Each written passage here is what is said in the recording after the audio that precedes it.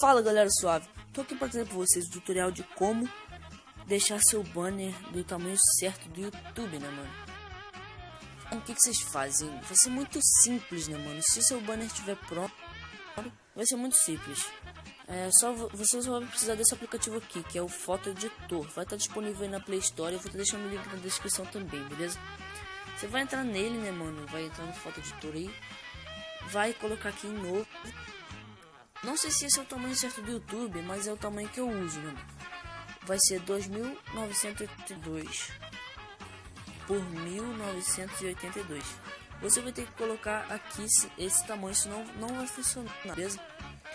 Você clica aqui em OK, depois vai em texto, em imagem, mais imagem para adicionar sua imagem, seletor interno de imagem e vai selecionar o seu banner. Eu vou selecionar um banner aqui que eu fiz para um amigo meu, né? Pro canal Manolo, mano. Ele é um parceiro aí meu, né? Então o que vocês fazem aqui? Esse é o banner, né, mano? Então o que você faz? Você vai selecionar só onde tem o seu banner assim, ó. Calma aí, tá certo?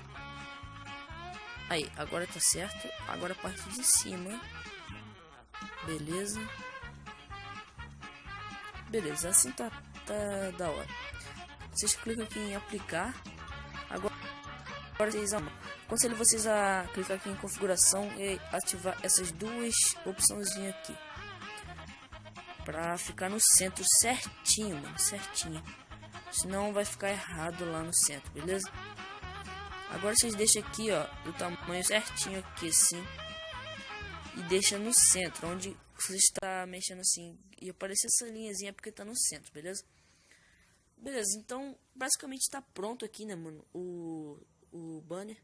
Agora se você clicar aqui na setrinha em cima, depois na setrinha de novo e galeria, e seu banner vai estar prontinho, mano. Agora é só você ir lá no YouTube e trocar o seu banner.